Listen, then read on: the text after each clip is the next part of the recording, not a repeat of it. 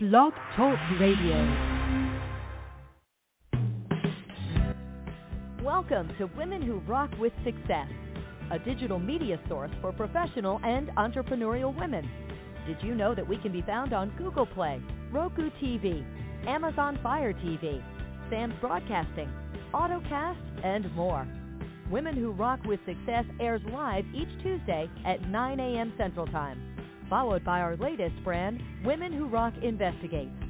We handpick professional women in many areas who can provide credible information in their field to build your business and lifestyle. To learn more about us, just visit our website at www.womenwhorockwithsuccess.com.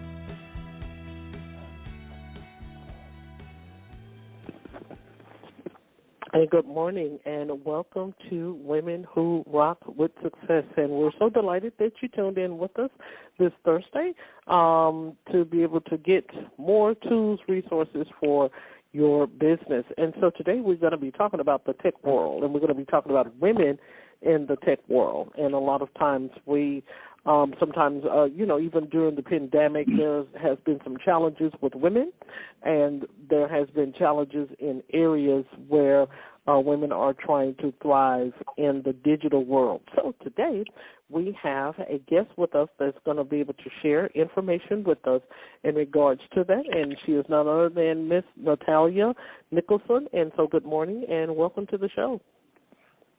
Hey, welcome. It's so lovely to hear your accent. The fresh air, welcome. Lovely to be here. Okay, thank you so much. Okay, great. So look, tell us a little bit about you first before we get into these topics that we're going to be discussing today. Let the audience know a little bit about you as to how you became more like an inspirator. You can be able to speak on many topics, which I've read some of your articles that you have shared online. And so just give us a little bit of the meat and potatoes about you.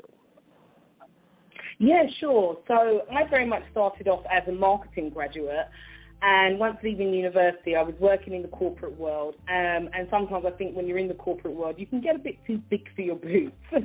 So from there, I actually started my first e-commerce business in 2003. So back then, we never had cloud systems. There was no Canvas. There was not the tech that we see nowadays that we're so used to, and it's second nature. You had to get a specialist to do everything, and that cost a lot of money. So my first business was an e-commerce store, and that's how I really got into tech. But as a marketing graduate, can you believe the mistake I made was just spending too much money on marketing and not getting that return on investment? And also working in the corporate world where you're in an environment where you think, money's endless, it seems really easy, and you go out and do it by yourself. And my mentality was just all wrong. So from there, that business actually sunk. And then I actually got into grassroots business where I started a cleaning company, but raised that to a turnover of over $1 million with national contracts, literally from starting to clean houses myself. So it was a humbling experience, but it was an experience that I needed because it really just taught me about the commercial element of business and really understanding grassroots, supply and demand, marketplace. So it was great. And then from there, I just felt like, I want to help other people like myself. Coming from a West Indian, a Caribbean background, I just started to notice the older that I was getting that actually, why has it got to be so much more harder? But at the same time, there was always that determination there because, our forefathers, our history, they had it so much more tougher. It just gave me that resilience that I'm going to break through because actually it could be a lot worse. But at the same time, there was things that would just hurt my heart that it just shouldn't be the way that it is. And that's how I really got into coaching to help other female business owners like myself. And then I just couldn't leave it alone. I'm an entrepreneur at heart and really wanted to get back into the business space. So built my own e-commerce site selling gifts, mainly candles. And then I just fell into digital marketing completely by mistake from there. And I think it's just a mixture of the skill sets of really understanding marketing, businesses, sailing my way through experiences as a black woman, culturally, everything combined together just gave me a different insight into the tech world and what you would usually see with the typical tech guy. Okay. Great. So I just wanted to make a notation on that too. I love your voice as well. I have recently, we have gotten a lot of interview pitches and what have you with UK, women from the UK, and I just love it. I really do. So kudos to your voice. Oh, thank you. Kudos to that. So, hopefully okay. it was understood. It is. You're okay.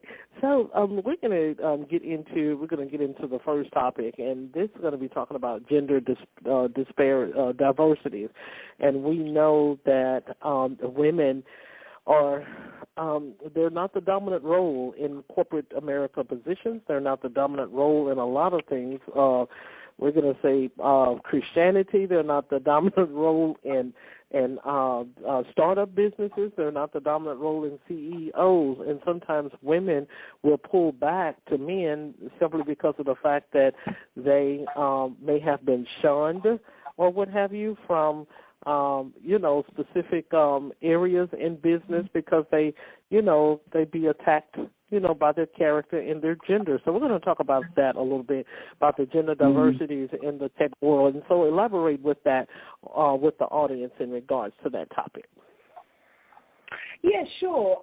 It's such a hard one. I actually run a program called Unremarkable, and it's really about teaching women to just be more out there in terms of self-promoting themselves. Now, some people would say, but we do that. But actually, you're right, we don't. And especially in the tech world where it's so male-dominated. And even when you look at tech businesses and how they started, capital venturists, out of every pound they invest, only 11p goes to women. And when you throw diversity into that number, it becomes about 4p. And the irony of this is actually something that I actually want to celebrate more than even just looking at, okay, what can we do? There's a lot of things that we need to do, and self-promotion is one of them.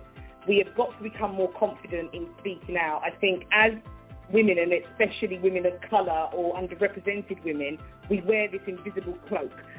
We've got so many things going on, a mum, a wife, a daughter, a niece, a friend, a business owner, an entrepreneur, middle management, leadership. There's so many things that we have to do. We're so used to doing it that we just get on with it and we're not saying anything. And that's definitely one of the problems, and we need to feel more comfortable to speak out more and not care so much what people think. The thing we need to celebrate is actually, don't think that these organisations and this industry are not noting us, because, oh boy, they are. Because we have got this brilliant, innate ability to be able to look at things from a humane, a commercial, and a tech point of view, which their traditional, white middle-class man that is sitting in the tech world, it's not about being prejudiced. The UK is very different to the US. I feel like you guys get to be a lot more liberal in terms of just calling it what it is. Here in the UK, we tend to, if you turn around and say white middle male, it's like, well, that's not fair. Well, hey, it's not fair being a woman of colour. We can play this game all day long.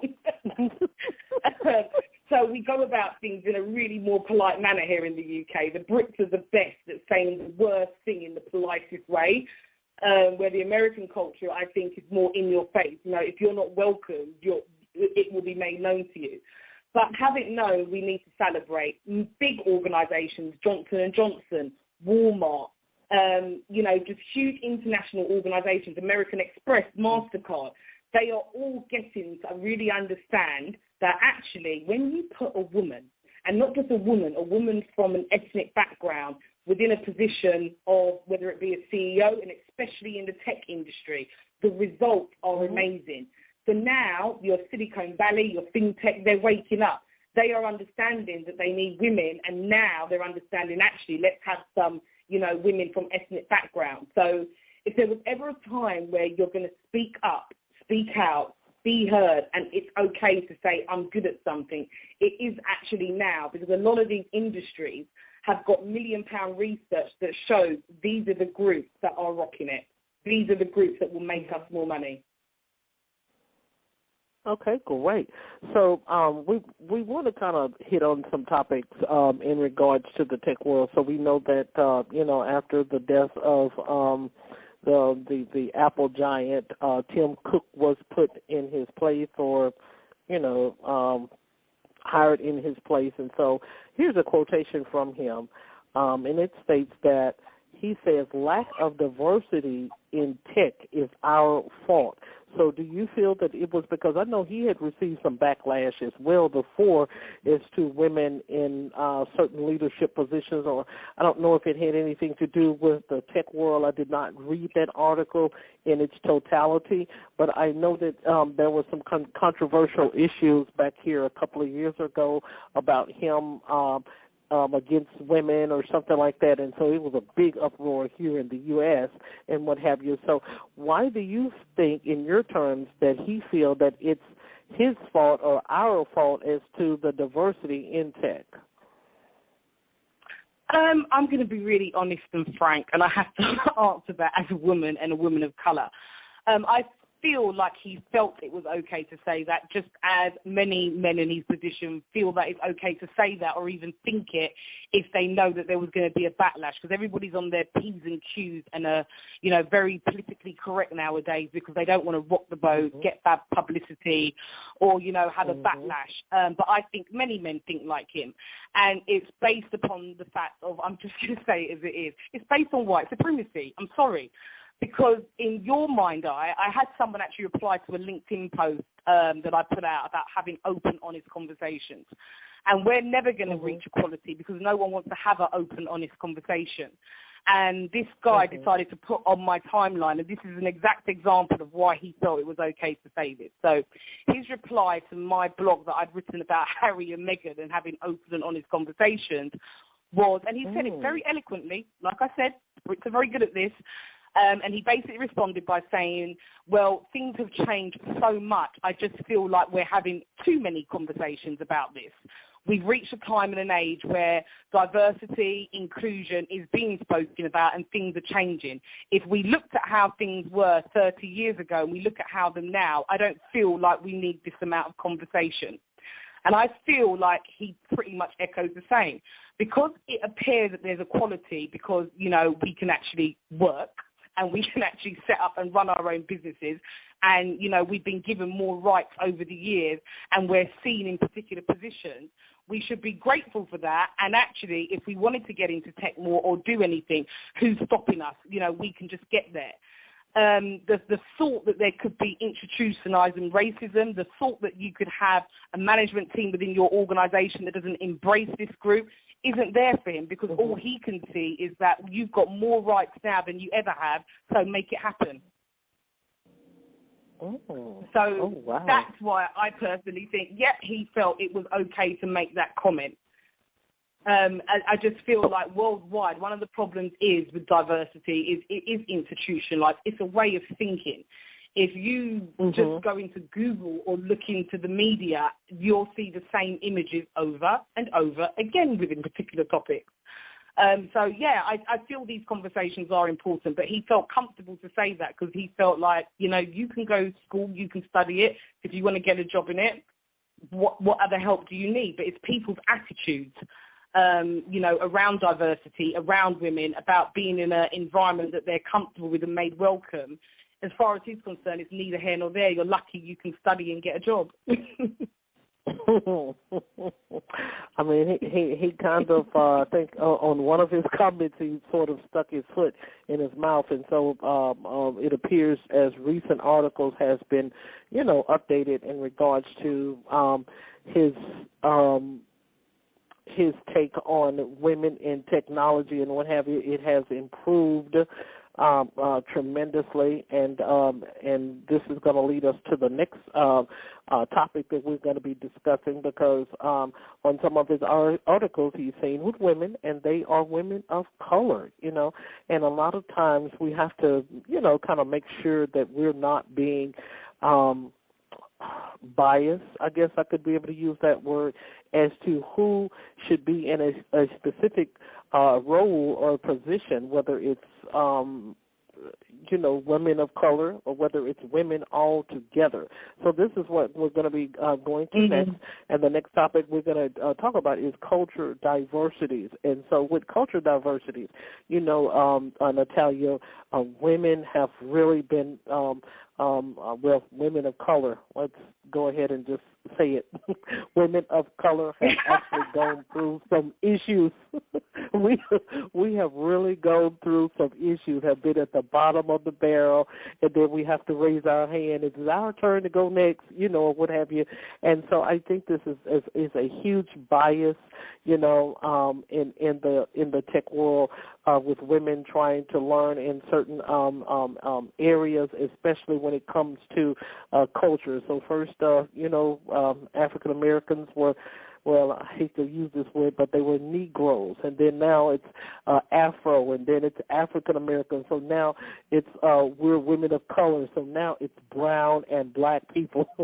So we constantly change all the time, and we shouldn't. It shouldn't. I don't know who may be behind the changing of the content, but our skin color changes so much, which can cause sometimes conflict, and then sometimes it can kind of stereotype us in other ways when it comes to looking for advancement in the tech world. So kind of talk to us a little bit about that, and as far as cultural diversities are concerned in the tech world with women. Yeah, I think in the tech world, there's kind of a little culture and uniform that goes on when you come from the tech world of, who could be the most intelligent when it comes to programming, coding, and more of your traditional tech positions. But as we've watched the world go digital in the last 10 years, and more so since this pandemic, it's changed a lot, because you could be the greatest coder, hacker, create a black market, and be really into the heavy tech stuff, which is what the tech industry is known about.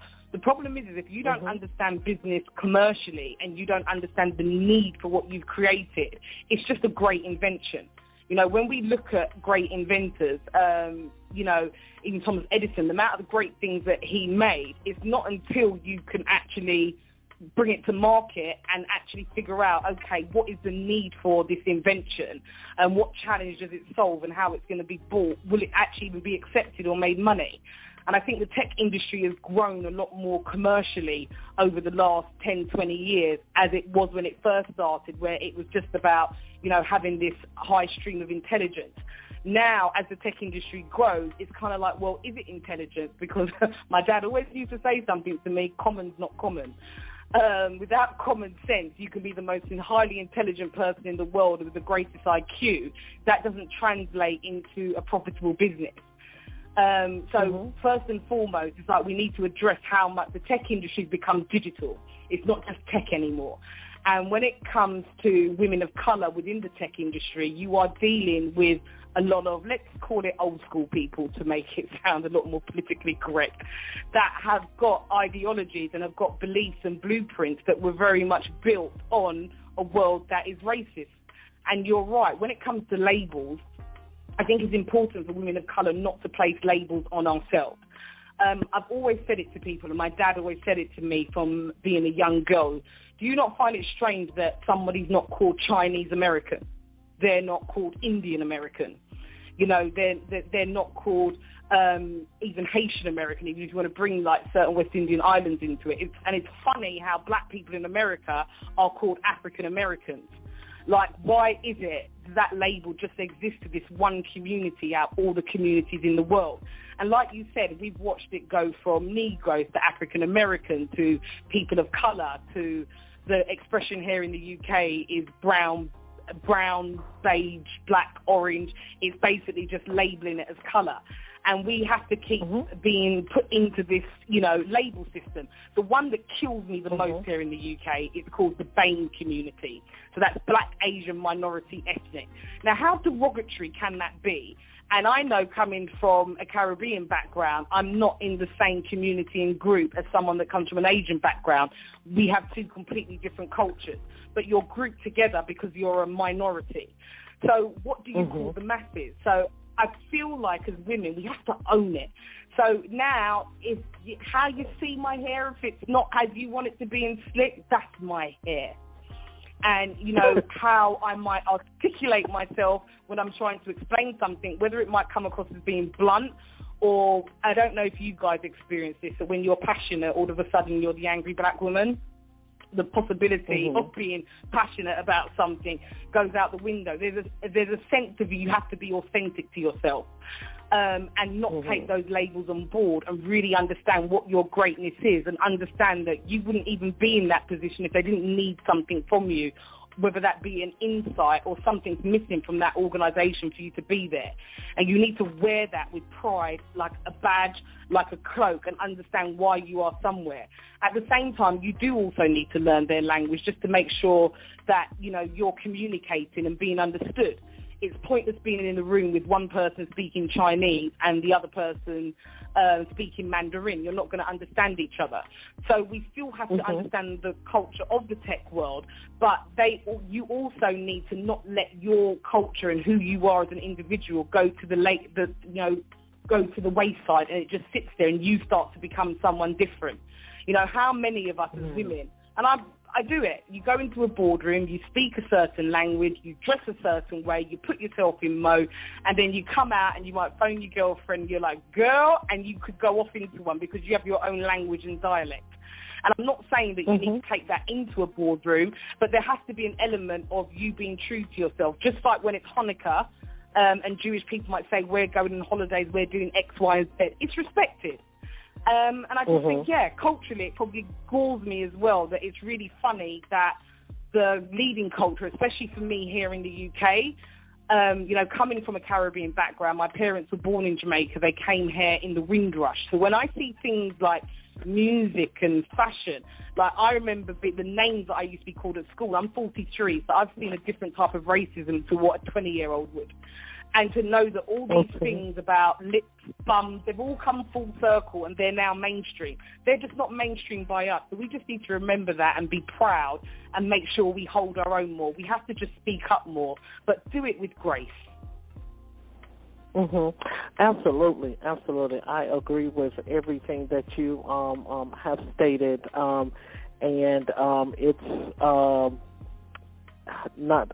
I don't know. I think I'm gonna keep that opinion to myself, but I do want to be able to elaborate on several articles. on several articles that have been published. Now, look, they're saying in the United States, and I believe it, you know, and I just completed a degree myself. She can't stop laughing. And it was a reputable publisher that I was reading the book. It was like a class that I, you know, had to take in course and what have you, and it was in communication. So, but there are articles also that to validate what this author had published in one of our courses online, and by 2032, this is for the United States now. By 2032, people of color will be a majority. Now, 2032 is not that long. That's like, 11 years from now or something like that?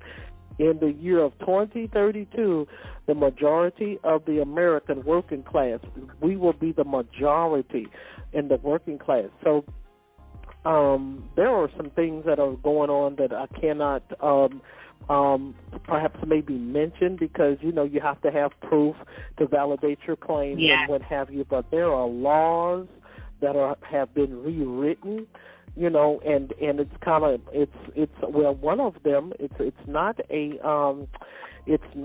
a secret. One of the laws that in our state here in Tennessee, they're giving them weapons. They're allowing them to carry weapons without a permit. And so crime is very, very high in the state of Tennessee. So I said, okay, now this is what it appears. I think we can use that word as a legal term, appears. It appears that if you are aware, if people in legislation is aware of the statistics that are actually coming to pass, then why would you change laws to cripple a certain culture? Why would you do that? Because people are going to be you know, gunfire is going to be going off everywhere. If you give them a gun, and then, too, prisons are going to be built simply because you're going to have to be able to load the people up in these paddy wagons and put them in the prison, what have you. But it appears that there are a lot of laws that are changing in regards to a lot of things in regards to people of color. Like I think the state of Georgia just a couple of days ago had went in and signed a bill, the governor did, where voter suppression, this voter suppression, and all of the other states are jumping on it too.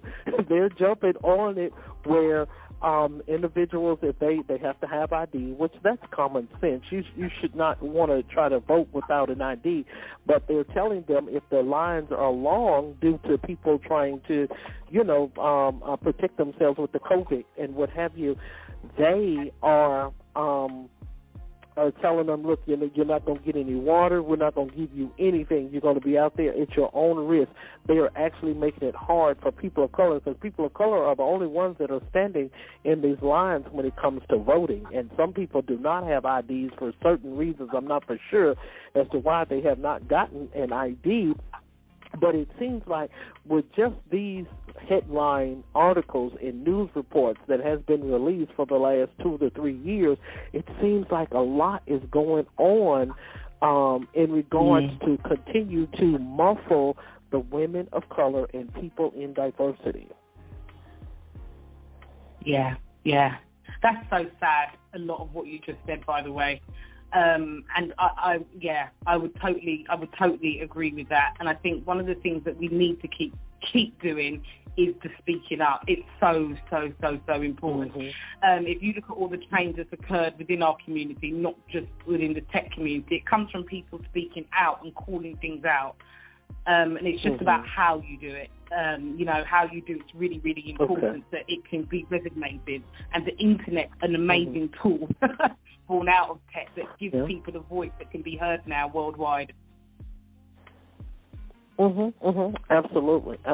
So I agree with you that we have to, people have to maintain their voice in order for, things to making sure that everyone is being treated. That's a high relevance of those being able to, the African Americans will be the majority in 2032. That's kind of powerful. So I always tell my children this, by the way. I always explain to them, in this country, people are going to call you a minority. But I want you to understand that when you look at the world, actually get the globe out. and I talk them through the continent. And I explain to them that this part of Asia, you'll see people that will look like this. And, some people refer to them as brown people. You've got the UAE and the Arabs, you've got North Africa, and I will literally explain all the countries, and then I will explain it to them and I actually asked the question to my 7-year-old. I said, so who do you think the majority is in terms of the world? And he turned around and said, brown people. So I think there's a lesson in that, that when we start to look globally, we are not a minority by any means. We're really not. And I think we need to remember that more as well. You've got the ability to change things. Sometimes things are unfair and unjust, but we have more leeway now than we ever have gotten. Sorry, I'm stumbling over my words. And I think for me, even the whole Women in Digital Business I put together, that's the reason why I grew that community. It's to attract women internationally that are specifically in the digital world, because we are power in numbers and we can get more things done. Even I've attached a crowdfund where I raise money, so at the end of the program, certain women will get funded. I think I've reached a stage for me in my career where I'm kind of done. And what I mean by that is I feel like it's almost like we have to create our own thing. And it's not just a person of colour. There are many people that get discriminated upon. And if we're really going to reach that point of equality where people are treated fairly, there has to be equality for all groups. But I think for me, my thing is, you're right. What is it about people of colour that is relentless? From slavery to now, it's relentless. What is it about this group of people that there are so many laws and so many things happen that come to hold us down? But I think we need to remember again the celebration and the strength of that is actually we're the one group that always fight and resist. Mm-hmm. We're the one group that keep coming back and we will face adversity. And I just feel like we need to keep having that energy as we break through all the molds, especially in the tech industry as well. And I think women are at the forefront of really breaking some norms within the tech industry and breaking into that world. And as we get higher up the food chain and there's more of us that are higher up, the more we can then make changes and implement things. Sometimes women will go into an organisation and not always support the next woman underneath her. Research shows it. That's not me making an opinion. If you go to research done by American Express in the Harvard School, it will tell you that.